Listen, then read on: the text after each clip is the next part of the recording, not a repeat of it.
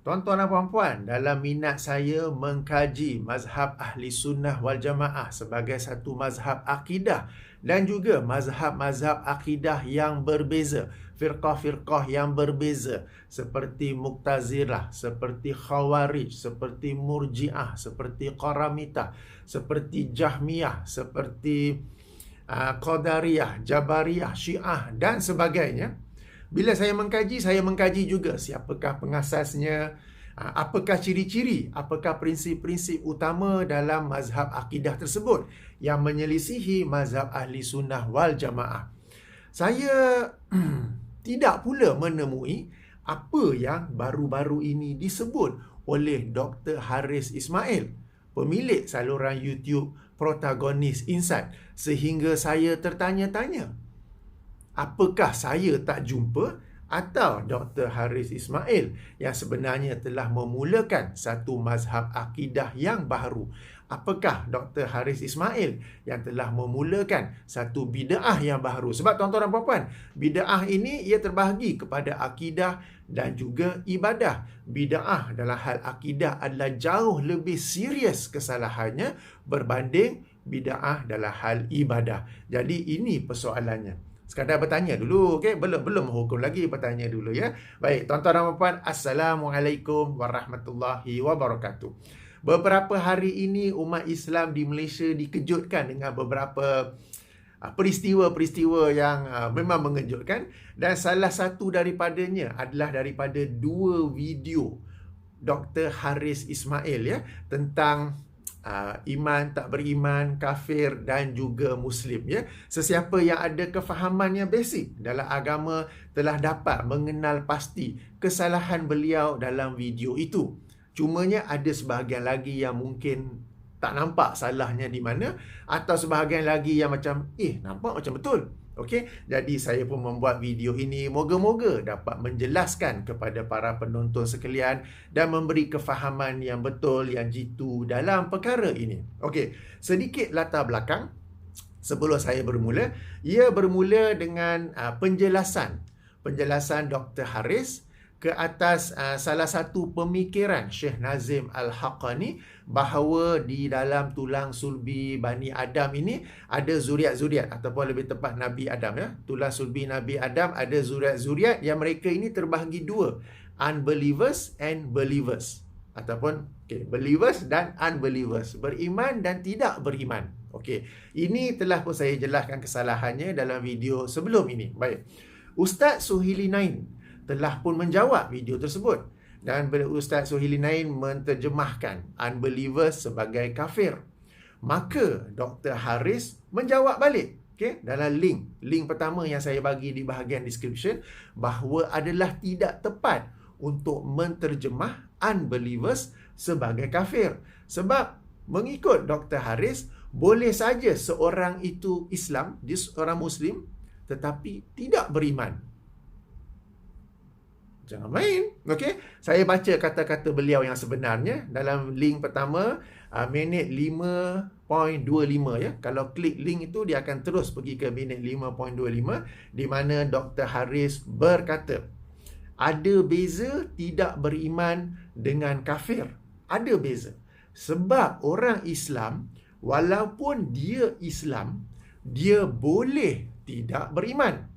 Tak semestinya kafir. Jadi ada beza dekat situ. Okey? Saya baca sekali lagi ya. Alright.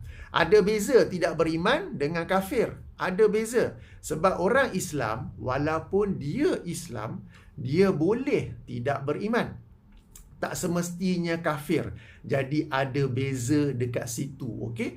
Dalam menyampaikan pandangan ini, ataupun ayat ini, ataupun ini kita masuk dalam bab keyakinan dah masuk dalam bab akidah dah. Dalam menyampaikan perkara ini, Dr. Haris tidak pula memberi sumbernya atau memberi dalilnya. Itu perkataan beliau saja. Sehingga saya bertanya-tanya, mazhab akidah manakah? Ataupun firqah ni pecahan. Okey, yang tadi kan Mu'tazilah lah, Jabariyah lah, Qadariyah lah, Jahmiyah lah, apa semua tu. Dalam sejarah Islam ni pecahan manakah? Mazhab akidah manakah yang berkata seorang Muslim ini boleh menjadi tidak beriman, dan pada waktu yang sama tak kafir. Maknanya dia dalam satu status yang dia tak beriman, tapi masih Muslim, masih Islam, masih Muslim, dia tidak kafir. Tuan-tuan dan puan-puan tahu ke? Ada ke? Sebab dalam kajian saya, yang paling dekat ialah mazhab Mu'tazilah, di mana mereka ada satu prinsip, satu asas yang disebut sebagai al-manzilah bainal manzilatain. Satu kedudukan yang berada di antara dua kedudukan. Yang ini satu yang dimasukkan ialah satu kedudukan yang berada di antara kafir dan juga beriman. Okey, dalam mazhab Mu'tazilah, saya ulangi, dalam mazhab Mu'tazilah ini adalah satu asas atau prinsip mereka yang masyhur. Kita kaji mana-mana sumber tentang Mu'tazilah akan ada ya, disebut sebagai al-manzilah bainal manzilatain. Satu kedudukan yang berada di antara dua kedudukan. Yang ini satu kedudukan yang berada di antara kafir dan beriman. Maknanya Mu'tazilah nak kata adanya satu position ni, seseorang itu dia tidak beriman, tapi pada waktu yang sama dia pun tak kafir. Dia ada kat tengah-tengah situ. Ini dalam mazhab Mu'tazilah.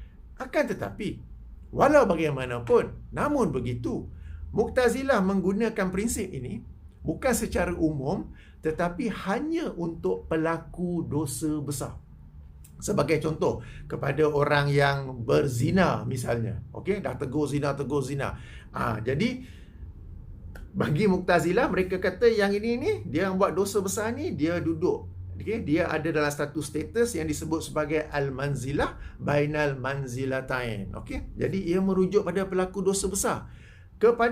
Ataupun di sisi Dr. Haris pula, ia adalah sesuatu yang umum di mana seorang Muslim itu boleh wujud dalam keadaan dia tidak beriman dengan salah satu daripada rukun iman. Pada waktu yang sama, dia tak kafir. Okay, dia tak beriman, pada waktu yang sama dia tak kafir. Dia adalah satu position ni.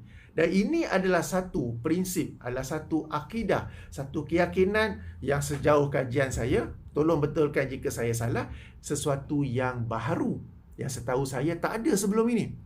Jadi inilah yang saya masukkan dengan apakah Dr. Haris sedang dalam rangka memulakan satu firqah, satu mazhab akidah yang baharu. Okey, sebabnya, sebelum tu, ada kemungkinan yang kedua. Mungkinkah Dr. Haris sedang merujuk kepada orang munafik? Sebab orang munafik ni ialah mereka yang secara zahirnya menunjukkan bahawa mereka ni adalah orang Islam, dari lisannya ke, daripada pergerakannya ke, tetapi dalam hatinya mereka tidak beriman kepada mana-mana rukun iman. Ini orang munafik. Jadi apakah Dr. Haris sedang merujuk kepada orang munafik? Tapi bila kita kaji kepada latar belakang kes, latar belakang perbincangan, kita sedang berbincang tentang zuriat Nabi Adam yang berada di dalam tulang sulbinya. Dalam zuriat tu awal-awal lagi dah ada orang munafik. Padahal yang ada dalam tulang sulbi itu, zuriat itu semuanya berada di atas fitrah yang telah pun mempersaksikan bahawa Allah Subhanahu Wa Taala adalah Rabb mereka. Ini telah saya jelaskan dalam video sebelum ini. Link saya bagi di bahagian description. Jadi apakah Dr. Haris sedang merujuk pada orang munafik? Saya rasa tidak. Sebab tu saya kata, apakah beliau sedang memulakan satu mazhab akidah atau satu firqah yang baru? Okey, kembali pula kepada ahli sunnah wal jamaah. Kita berkata bahawa orang Islam itu adalah orang yang beriman. Tidak mungkin seorang itu Muslim pada waktu yang sama dia tidak beriman. Apa yang boleh jadi? Dia seorang Muslim, tetapi iman itu boleh naik dan turun. Dan jika dalam sesuatu suasana tu kita kata imannya dalam keadaan yang sangat rendah. Tetapi rendah macam mana pun, dia masih ada iman. Sebab definisi iman di sisi ahli sunnah wal jamaah ialah pembenaran, keyakinan dalam hati yang kemudiannya dibuktikan dengan lisan dan perbuatan. Kemudian, ada lagi kemudian iman itu juga boleh bertambah dan berkurang. Ia berkurang paling rendah adalah sebesar biji sawi ataupun sebesar zarah. Ini berdasarkan hadis Nabi SAW. Bukan saya cakap sendiri-sendiri. Okey, apakah hadis tu? Mari sama-sama kita rujuk Sahih Muslim. Hadis nombor 168. Atau jika ikut penomboran syarah Sahih Muslim oleh Imam An-Nawawi, hadis nombor 117. Rasulullah SAW bersabda, "Innallaha yab'asu rihan minal yamani al-yana minal hariri." Okey, Rasulullah SAW bersabda, sesungguhnya Allah mengutus atau Allah mengirim angin dari Yaman yang lebih lembut daripada sutera. Fala tada'u ahadan fi qalbihi, dan tidaklah angin itu meninggalkan sesiapa jua yang dalam hatinya ada, okey, fi qalbihi mithqalu habbatin, okey, sebiji biji sawi, atau perawi ragu mithqalu zarratin, sebesar zarah, okey, min imanin illa qabadahu, melainkan Allah akan mengambil nyawanya. Okey, jadi hadis ini Rasulullah SAW bersabda, saya ulangi maksudnya, sesungguhnya Allah Subhanahu wa taala, sesungguhnya Allah mengirim angin dari Yaman yang lebih lembut daripada sutera, dan angin ini tidaklah meninggal pun seorang jua yang dalam hatinya ada iman. Kecil je, walaupun iman dia sikit je, sebesar biji sawi ataupun sebesar zarah, melainkan Allah mengambil nyawanya. Imam An-Nawawi rahimahullah ketika mensyarahkan hadis ini menerangkan bahawa ini berlaku di akhir zaman. Okey, di akhir zaman, saat-saat sebelum kiamat, apabila Allah SWT akan mengambil nyawa orang-orang beriman, sebab dia ada tanda-tanda akhir zaman, antaranya ialah tidak ada lagi orang yang beriman. Lalu Allah akan mengambilnya, dan yang sekecil-kecil iman, selemah-lemah iman adalah sebesar biji zarah. Kalau zero iman, tidak dikira seorang Muslim dan tidaklah diambil nyawanya. Jadi di sisi ahli sunnah wal jamaah, saya ulangi ya, di sisi ahli sunnah wal jamaah, iman itu tahapnya, levelnya boleh naik turun. Boleh tinggi, boleh rendah. Paling rendah ialah sebesar biji sawi ataupun sebesar zarah.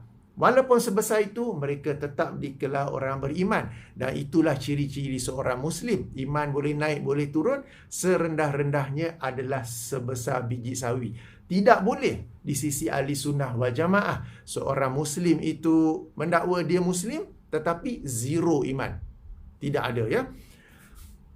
Jadi ini yang saya nak jelaskan, bahawa inilah mazhab, inilah pegangan ahli sunnah wal jamaah. Okey, jadi yang dibawa oleh Dr. Haris tu macam mana pula tu? Okey, baik. Ini merujuk kepada ini merujuk pada video yang pertama. Okey, sekejap. Saya pause sekejap, saya minum air dulu ya. Okey, kita sambung lagi. Assalamualaikum warahmatullahi wabarakatuh. Baik, dalam video kedua pula, link saya bagi di bahagian description. Dr. Haris pula menjelaskan tentang apakah maksud kafir dan bagaimana ia berbeza dengan tidak beriman. Okey, link saya bagi di bahagian description. Antaranya beliau menerangkan bahawa kafir ini ialah denial ataupun rejection. Denial di sini menafikan, rejection ialah menolak. Bila seseorang itu menafikan ataupun menolak sesuatu rukun iman, salah satu daripada rukun iman, barulah disebut sebagai tidak percaya, barulah disebut sebagai tidak beriman. Adapun jika seseorang itu sekadar tidak beriman, sekadar tidak percaya, dia tidak semestinya kafir sebab dia belum lagi menolak, dia belum lagi menafikan. Okey? Jadi berdasarkan penjelasan ini, berdasarkan sifir ini, maka Dr. Haris menyatakan bahawa sesiapa yang tidak beriman kepada hari akhirat, sesiapa yang keimanan tentang hari akhirat belum sampai ke hatinya, maka dia tidak kafir. Dia sekadar tidak beriman kepada hari akhirat sahaja. Okay? Saya baca kata-kata beliau di minit 16.46 ya. Okay? Beliau berkata, saya tidak bermudah-mudah untuk mengkafirkan sebab dia tidak percaya hari akhirat di dalam hati dia. Dia kafir, okey? Tak boleh, melainkan dia terus berkata tak ada. Dia tolak, dia reject. Okey, maknanya tak boleh nak mengkafirkan orang yang tidak beriman kepada hari akhirat. Tak boleh kata demikian, melainkan orang tu berkata tak ada hari akhirat dan dia menolak ataupun dia reject tentang hari akhirat tersebut. Tuan-tuan dan puan-puan, ini sekali lagi ya, saya cuba kaji-kaji firqah manakah, mazhab akidah manakah. Okey, mungkin tuan-tuan dan puan-puan tahu jawapannya. Yang berkata tidak beriman kepada hari akhirat tidak kafir. Okey, paling-paling yang saya jumpa, paling-paling pun yang saya jumpa ialah mereka yang tidak beriman kepada satu juzuk, satu perkara kecil daripada hari akhirat. Baik, ini saya jelaskan lebih lanjut ya. Bila kita katakan hari akhirat, ia bermula daripada saat seseorang itu meninggal dunia dan semua proses, semua perjalanan panjang itu sehinggalah dia masuk syurga atau neraka. Dan juga apa yang berlaku dalam syurga dan juga neraka. Bererti hari akhirat ni adalah satu perkara yang sangat besar, bermula daripada saat seseorang itu meninggal dunia, bermula daripada saat seseorang itu disoal oleh malaikat Munkar Nakir, azab kubur, kehidupan di alam barzah, kemudiannya apabila menghampiri hari akhirat, adanya tanda-tanda kecil, adanya tanda-tanda besar, kemudiannya dibangkitkan, kemudiannya berhimpun di padang mahsyar dan semua peristiwa-peristiwa yang berlaku di padang mahsyar, kemudiannya perhitungan ataupun pengadilan, dibukanya buku timbangan amal masing-masing, adanya telaga daripada Nabi SAW, kemudiannya melintasi titian sirat, kemudiannya Al-Qantirah, kemudiannya neraka dan sifat-sifat neraka, kemudiannya syurga dan sifat-sifat syurga, kemudiannya tentang syafaat Rasulullah SAW, kemudiannya tentang rahmat Allah, yang dengan rahmat Allah lah kita masuk syurga,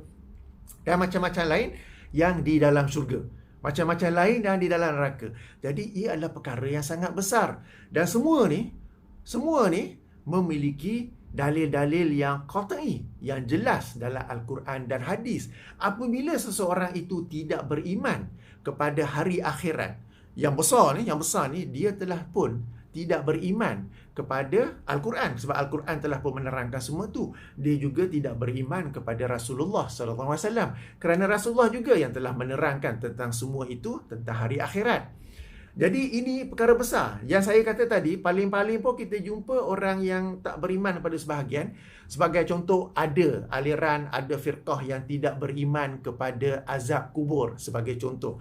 Kerana ikut logik mereka, bagaimana mungkin seseorang itu diazab sebelum pengadilan di hadapan Allah di hari akhirat kelak, sebelum dibangkitkan semula, sebelum dibuka buku timbangan amal. Macam mana awal-awal sudah diazab? Okey, mereka sangka Allah ni sistem yang Allah guna macam sistem mahkamah.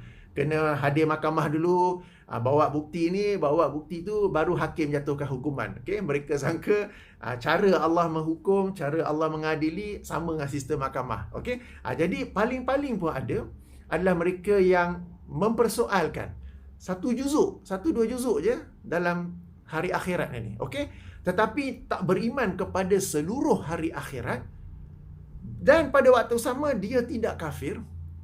Ini adalah sesuatu yang baru. Jadi itu yang saya tanya tadi, apakah Dr. Haris memulakan satu firqah, satu mazhab akidah yang baru? Okey, yang mana sebagaimana beliau nyatakan dalam video kedua minit 19.47, ada satu golongan lagi yang tak beriman tetapi tak kafir. Okey. Okey, kemudiannya di akhir video itu beliau menjelaskan minit 22.22, beliau berkata, saya sudah beri penerangan, terpulanglah kepada semua pendengar nak ikut ataupun tidak. Terpulang pada Ustaz Suhaili Nain dan juga para pendengar nak ikut atau tidak, bahawa dia tidak memaksa. Walaupun anda tidak memaksa, persoalan saya di sini ialah, dari manakah anda mengambil kefahaman? Okay, anda adalah orang yang bos diri sendiri, memiliki kefahaman agama. Bukan sekadar Bukan sekadar adanya pendidikan formal, bukan sekadar adanya talaqi, okey? Sebab yalah, Dr. Haris kita tahu kan dalam video-video yang lain beliau boast dirinya sebagai telah pun melalui pendidikan formal dalam agama, telah pun bertalaqi kan, face to face talaqi, dan memiliki kefahaman dalam hal agama. So, dari mana anda ambil kefahaman ini? Okey, yang anda belajar secara formal tu dari UM, nak kena tanya UM kat ni. UM pun, Universiti Melaya pun kemungkinan besar akan menafikannya. Jadi dari mana anda ambil kefahaman ini, ya? Okey, baik.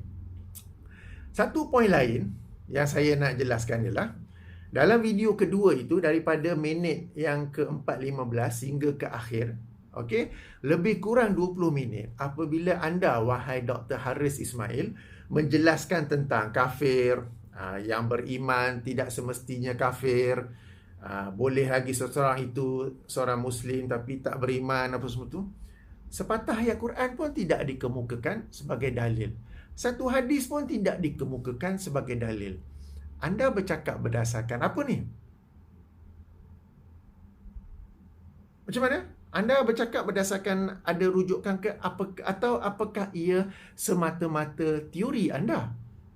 Jadi ini yang saya katakan, apakah anda sedang memulakan satu mazhab akidah yang baru? Adakah anda sedang memulakan satu firqah yang baru? Berdasarkan apa yang anda dakwa diri anda memiliki kefahaman dalam agama. Okey, baik.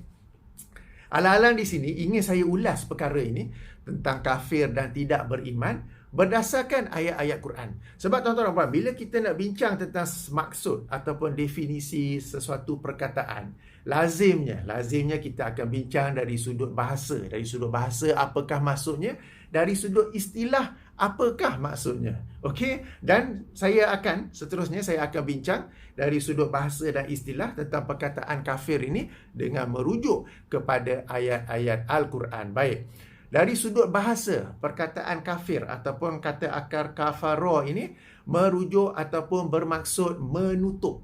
Okey, menutup. Okey, apakah buktinya saya berkata demikian? Ayuh sama-sama kita rujuk kepada surah Hadid, surah nombor 57, ayat nombor 20. Alright, kita rujuk pada rangkap yang kedua yang bermula dengan kama sali. Okey, Allah SWT berfirman, kama sali ghaisin a'jabal kuffara nabatuhu. Okey, sebagaimana satu permisalan hujan yang turun yang mengkagumkan al-kuffara tentang tanaman-tanaman mereka. Siapakah yang dimaksud dengan al-kuffara sini? Orang kafir ke? Okey, kalau kita rujuk dalam terjemahan, mereka sebut petani. Para petani ataupun orang yang menanam. Kenapa pula petani disebut sebagai kufara? Okey, disebut sedemikian kerana petani apabila mereka menanam benih, mereka letak benih, mereka korek lubang dalam tanah, letak benih, kemudian mereka timbusnya balik. Perbuatan menimbus, perbuatan itu menutup benih itu, sebab itulah mereka disebut sebagai dalam ayat ini al-kufara, para petani. Kenapa? Para petani ini bila nak tanam benih tu, mereka korek lubang sikit, letak benih, kemudian mereka tutup balik. Lalu bila hujan pun turun, benih tu pun naik sebagai pokok, sebagai tanaman, dan itu mengkagumkan mereka. Jadi petani di sini disebut, para petani di sini disebut sebagai al-kuffara sebab mereka ini menutup benih yang mereka tanam pada awalnya itu. Ini dari sudut bahasa. Jangan pula faham ni orang kafir yang tanam. Okey, ini dari sudut bahasa. Okey, ada pun dari sudut istilah. Perkataan kafir ini ada beberapa maksud. Okay? Kufur nikmat pun ada, kafarah menutup dosa pun ada. Tetapi apabila dikaitkan dengan iman, apabila kita nak bincang tentang iman, okay? Jadi perkataan kafir apabila kita bincang, istilah kafir ni kita bincang dari aspek keimanan, maka yang dijelaskan ialah sama ada seseorang itu beriman atau kafir. Tidak ada position di tengah-tengah. Sama ada dia beriman atau kafir. Sama ada dia kafir atau beriman. Nak lagi ke? Tak payah. Okey. Baik. Saya bagi contoh-contoh. Ini bukan sembang kosong, bukan sembang kari, ya. Ayuh. Pertama kita rujuk dalam surah Al-Baqarah. Ayat nombor 6. Okey, surah Al-Baqarah ayat nombor 6. Bagi tuan-tuan dan puan yang tak sempat catat, nanti nombor surah, nombor ayat ini saya bagi di bahagian description ya. Di mana Allah Subhanahu taala berfirman, innal ladzina kafaru sawaun alaihim a anzartahum am lam tunzirhum la yu'minun. Sesungguhnya orang-orang kafir ini sama saja mereka ini. Sama ada kamu memberi peringatan kepada mereka atau kamu tidak memberi peringatan kepada mereka. Mereka itu la yu'minun, tidak beriman. Jadi sama ada kafir atau beriman. Okey? You kafir atau you beriman. Kalau you pilih kafir berarti tidak beriman. Okey, kalau you pilih ataupun you pilih untuk tidak beriman, you kafir. Tak semestinya you kena tolak dulu. Tak semestinya you kena reject dulu. Alright? Okey, ini surah Al-Baqarah. Baik, contoh yang lain. Ayat dari 55 daripada surah An-Anfal, surah nombor 8. Surah nombor 8 ayat 55. Allah Subhanahu wa taala berfirman, "Inna syarrad dawabi indallahil ladzina kafaru fahum la yu'minun." Sesungguhnya seburuk-buruk makhluk yang dawab ini yang melata, berarti yang bergerak di atas tubuh badannya, baik guna kaki, baik guna tubuh badannya seperti ular dan sebagainya ya. Sesungguhnya seburuk-buruk makhluk yang melata di sisi Allah adalah adalah mereka yang kafir. Kenapa kafir? Fahum la yu'minun. Kenapa? Kerana mereka itu tidak beriman. Jadi tidak beriman terus kafir. Kalau you beriman, you tak kafir. You tak beriman, you kafir. Dia dua tu saja. Tak ada satu position tengah-tengah tu ya. Alright. Sesungguhnya inna syarrad dawabi indallah. Sesungguhnya seburuk-buruk makhluk yang melata di sisi Allah allazina kafaru. Yang ini orang-orang yang kafir. Kenapa? Fahum la yu'minun. Kerana mereka tidak beriman. Jadi bila tak beriman saja kafir. Kalau beriman, tak dipanggil kafir. Okey? Tak ada kaitan dia reject atau dia deny, menafikan ataupun menolak ya. Baik. Dalam video kedua, Dr. Haris ada menjelaskan bahawa kafir boleh diterjemahkan sebagai tidak beriman. Tetapi tidak beriman tak boleh diterjemahkan sebagai kafir. Okey, jadi itu formula beliau sendiri. Di sini saya telah menunjukkan ayat-ayatnya. Tak apa, saya akan bawa lagi beberapa ayat lain bagi menunjukkan bahawa yang wujud tu antara dua saja. Sama ada beriman atau kafir. Dua tu saja ya. Okey, ayat seterusnya. Surah Al-Baqarah balik, ayat 253. Ayat 253 ni panjang, menerangkan tentang para nabi dan para rasul yang terdahulu. Kemudiannya Allah Subhanahu wa taala menerangkan tentang umat selepas para nabi, selepas para rasul tersebut ya. Bermula daripada walakin. Okey, bermula daripada walakin, Allah berfirman, walakin ikhtalafu faminhum man amana wa minhum man kafara. Dan akan tetapi mereka ini umat manusia berselisih, maka di antara mereka ada orang-orang yang beriman, wa minhum man kafara, dan di antara mereka ada orang-orang yang kafir. Okey, jadi umat manusia ini berselisih, okey, akan tetapi mereka ini berselisih, dan daripada perselisihan itu akan keluar dua saja, sama ada mereka itu beriman atau kafir. Tak ada yang tengah-tengah tu. Okay? Tak ada yang tengah-tengah tu yang macam yang disebut oleh Dr. Haris itu ya. Baik, ini surah Al-Baqarah ayat 253. Okey, saya bagi contoh lain. Sekejap. Surah An-Nisa ayat 137. Okey, surah An-Nisa ayat 137. Allah Subhanahu taala berfirman, innal ladzina amanu summa kafaru summa amanu summa kafaru summa zdadu kufran. Okey, sesungguhnya orang-orang yang beriman kemudian kafir, kemudian beriman, kemudian kafir, kemudian menambah kekafiran mereka. Jadi ayat ni sekali lagi menunjukkan ada dua saja. Sama ada you beriman atau you kafir. Sama ada you kafir atau you beriman. Dia tak ada satu position tengah-tengah. Dan beriman ini macam saya jelaskan tadi, meskipun ia sekecil-kecil sebiji biji sawi ataupun zarah, sekecil-kecil itu pun tetap dipanggil beriman. Jadi ayat ini sekali lagi dua saja ya, dia tak ada yang tengah-tengah tu. Tak ada yang Dr. Haris sebut dalam minit 19 dalam video kedua tu, ada satu golongan lagi yang tak beriman tetapi tak kafir. Tak. Dia sama ada you beriman atau you kafir. Okey? Sama ada beriman ataupun kafir. Sama juga ya. Yang sebagaimana yang disebut dalam video yang pertama. Baik. Ini surah An-Nisa ayat 137. Satu lagi.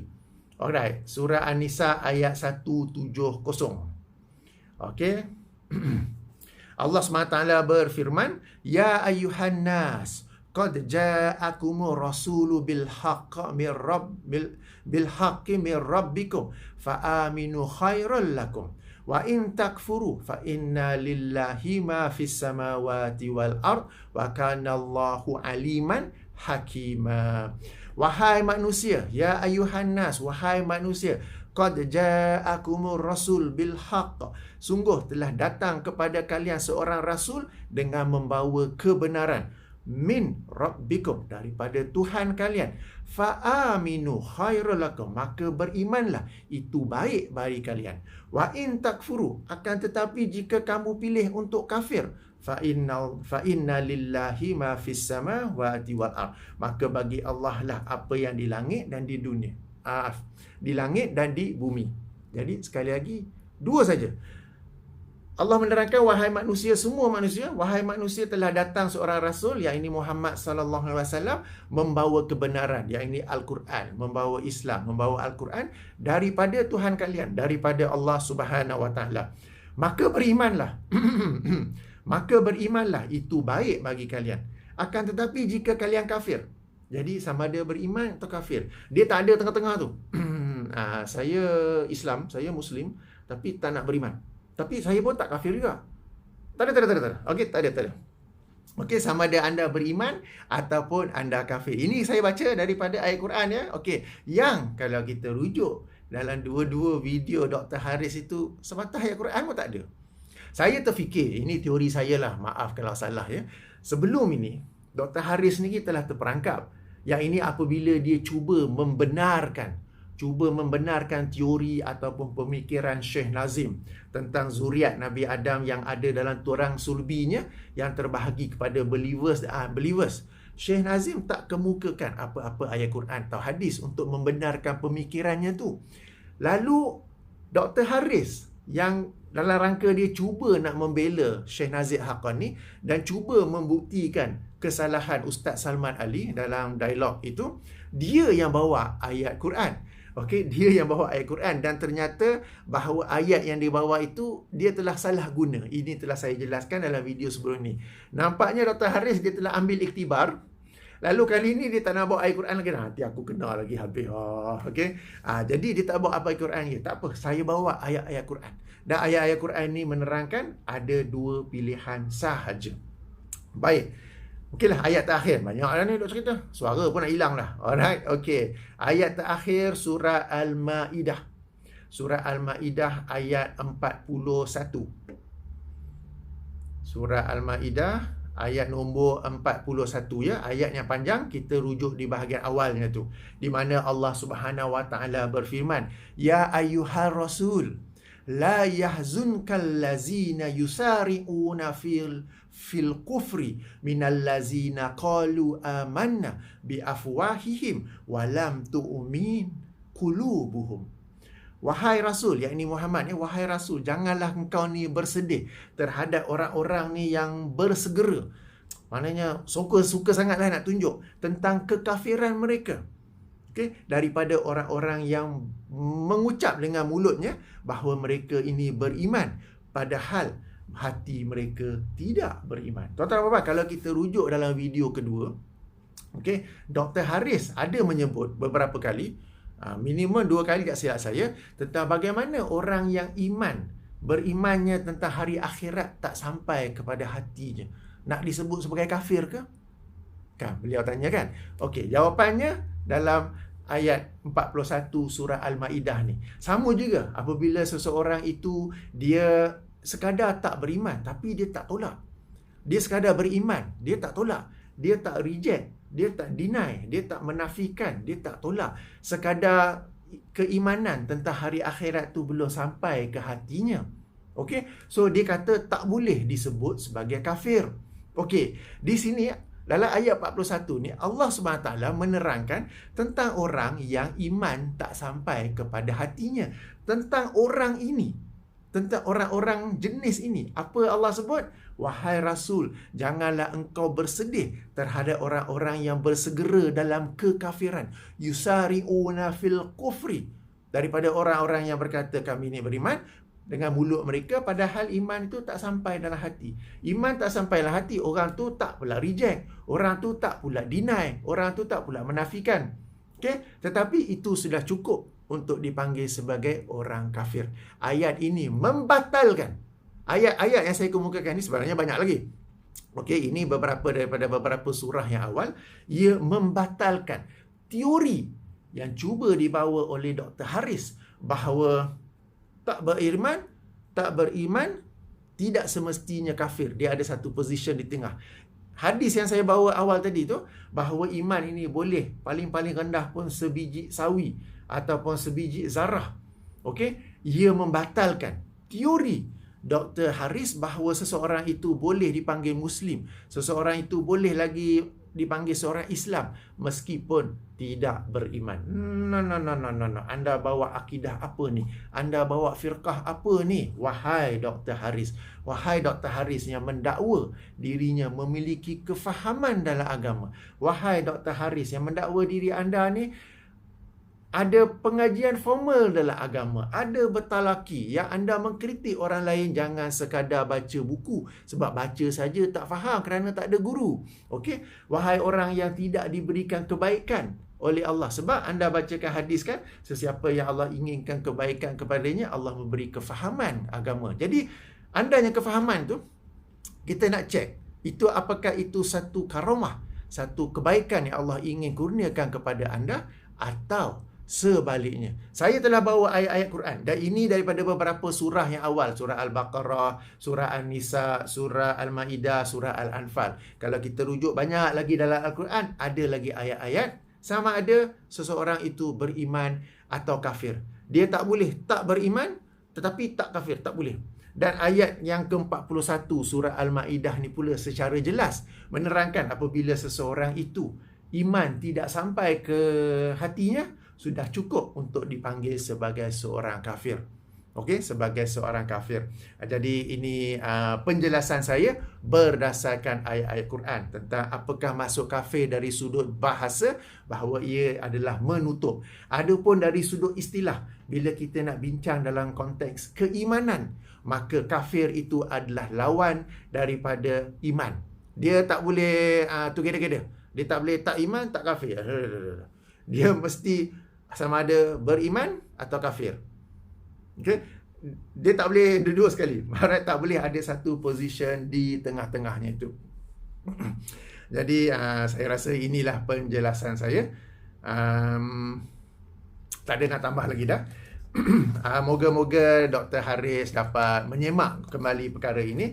Dr. Haris adalah seorang yang selalu agak kerap menobat dirinya dengan kelebihan-kelebihan. Macam orang saya dikritik sebagai tak ada pendidikan agama konon, hukum yang 5 pun tak faham kan, wajib, sunat, harus, itu pun saya tak tahu. Okey, itu terpulang kepada anda. Cuma saya nak bawa satu hadis. Saya nak bawa satu hadis alang-alang kita sedang sebut tentang iman sebesar biji sawi ni kan. Alright, hadis ini biasa saya sampaikan, tapi tak apalah, saya sampaikan sekali lagi saja. Sahih Muslim, daripada Sahih Muslim hadis nombor 131. Kalau ikut penomboran syarah Sahih Muslim oleh Imam An-Nawawi, hadis nombor 91.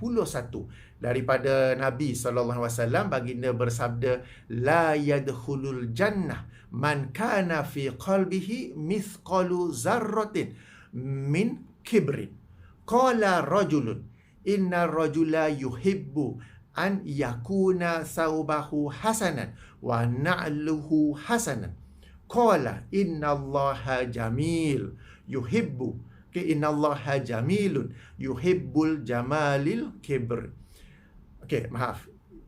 Okey, qala innallaha jamilun yuhibbul jamala. Al-kibru batarul haqqi wa ghamtun nas. Okey, mesti pernah dengar kan? Okey, Rasulullah SAW bersabda, maksudnya tidak akan masuk syurga sesiapa yang dalam hatinya ada satu zarah daripada kesombongan, kibrin ya. Qala rajulun, berkata seseorang, bertanya seseorang, sesungguhnya ada orang tu yang dia suka untuk berpakaian yang cantik dan berkasut, bersandal yang cantik. Apakah ini yang dimaksudkan sebagai kesombongan itu? Lalu Rasulullah SAW menjawab, sesungguhnya Allah itu jamil, maha indah ya, dan menyukai al-jamala, yang menyukai hambanya yang pakai cantik, pakai indah. Al-kibru, yang dimasukkan dengan sombongan, kesombongan yang walaupun ada sebiji zarah itu pun tak akan masuk syurga, ialah batarul haqqi, menolak kebenaran, wa ghamtun nas, dan meremehkan manusia. Dr. Haris, timbang-timbanglah diri anda. Saya tak nak tuduh anda berdasarkan hadis ini, tapi timbang-timbanglah ya. Jadi tuan-tuan dan puan, sebagai kesimpulan sebelum tutup ya, bila kita bincang tentang agama, bincanglah ia berdasarkan dalil-dalil daripada Al-Quran dan As-Sunnah. Okey, apatah lagi apabila kita nak bawa satu perkara dalam hal akidah. Alright? Itu lebih penting. Janganlah pula kita membawa sesuatu yang baharu. Kerana sesuatu yang baharu dalam agama ini ialah bid'ah. Dan bid'ah dalam hal akidah adalah jauh lebih serius kesalahannya berbanding bid'ah dalam hal ibadah. Okey, dalam sejarah Islam sudah ada banyak firqah-firqah yang menyelisihi daripada firqah Ahli Sunnah wal Jamaah. Masing-masing sudah ada dasar-dasar dan prinsip mereka yang tersendiri. Janganlah pula kita pergi buat satu lagi dasar yang baru, satu lagi prinsip yang baharu ya. Jadi tuan-tuan dan puan, moga-moga kita ni selalu berdoa kepada Allah SWT agar ditunjukkan kepada orang-orang yang menyampaikan ilmu yang benar, menyampaikan ilmu yang benar tentang syariat Allah ini, tentang akidah ini, tentang hukum-hukum dan sebagainya ya. Dan macam mana kita nak tahu betul ke salah ke apa ke? Dia berbicara berdasarkan Al-Quran, berdasarkan As-Sunnah, dan juga penjelasan para ulama terhadap ayat-ayat tersebut dan hadis-hadis itu ya. Dan yang poin pentingnya, macam hadis akhir saya bacalah ya, janganlah pula kita ni menolak kebenaran. Sebab pada analisa saya, Dr. Haris dia cuba nak membela Syekh Nazim Al-Haqqani. Saya tak tahu dia nak bela Nazim Al-Haqqani atau lebih nak hantam Ustaz Salman Ali, atau mungkin dua-dua. Lalu telah pun terbukti salah. Atas kesalahan itu dia nak cuba membela dirinya, apa yang saya sebut sebagai damage control. Tapi damage control tu makes it worse, lebih memburukkan suasana. Kemudian dia cuba jelaskan lagi, lebih memburukkan suasana. Jika daripada awal lagi anda mengaku telah tersalah, habis cerita dan orang akan lebih tabik spring, dua-dua tangan kepada anda. Tapi anda cuba membela kesalahan di atas kesalahan. Kemudian anda cuba membela lagi kesalahan di atas kesalahan. Dan sehingga masuk kepada kesalahan yang serius ni ya. Sebab sebagaimana saya kata ya, dalam sejarah Islam sejak Rasulullah SAW wafat sampailah sekarang ini, ada tak mana-mana firqah, ada tak mana-mana mazhab akidah yang prinsipnya ataupun mereka mendakwa seseorang yang menolak hari akhirat keseluruhannya tu. Okey, bukan satu juzuk, bukan one small part of it. Keseluruhannya itu dia bukan menolak, dia tidak beriman. Okey, perbincangan asal dia tidak beriman kepada hari akhirat, dia masih boleh dipanggil seorang Muslim dan dia tidak kafir. Okey, satu poin lain. Okey, anda Dr. Haris mungkin mahu bersifat berjaga-jaga supaya kita umat Islam tidak mudah mengkafirkan. Okey, itu satu tujuan yang bagus. Tapi di sini bezakan bahawa kita menyebut secara umum sesiapa yang tidak beriman kepada hari akhirat, sesiapa yang tentang hari akhirat tu tak sampai hatinya, kita sebut secara umum bahawa dia tidak beriman. Kita sebut secara umum bahawa dia kafir. Adapun secara individu, kita tidak berkata mu kafir. kita tak kata you kafir. Sebaliknya kita semak dulu, kita jelaskan kepadanya, kita tanya kenapa masih tak sampai kepada hati. Mungkin dia pula kata saya ni dah dewasa, sibuk duk belajar itu belajar ni, sibuk kerja, saya tak beri perhatian ke apa yang belajar zaman sekolah dulu tentang hari akhirat, saya telah lupa ke apa. Maka kita bagi dia ruang masa untuk ulang kaji balik, kita terangkan betapa pentingnya untuk beriman kepada hari akhirat. Jadi kita ada dua perkara berbeza. Satu ialah orang yang tidak beriman kepada hari akhirat kafir. Adapun individu kita tidak terus menghukum dia sebagai kafir sebab mungkin dia baru masuk Islam, mungkin dia masih lagi kanak-kanak, mungkin dia telah terleka dalam mengejar kehidupan dunia ini sampai dia terlepas pandang dalam perkara ini. Maka kita bagi ruang, kita berdakwah kepada dia, kita menerang kepadanya, dan ini disebut sebagai iqamatul hujah, ditegakkan hujah ke atasnya, disampaikan hujah, dibersihkan sebarang salah faham. Okey, jadi ini memang dalam prinsip-prinsip ahli sunnah wal jamaah. Baik tuan-tuan dan puan, dah panjang dah pula video saya ini. Subhanakallahumma wa bihamdika asyhadu an la ilaha illa anta astaghfiruka wa atubu ilaika. Assalamualaikum warahmatullahi wabarakatuh.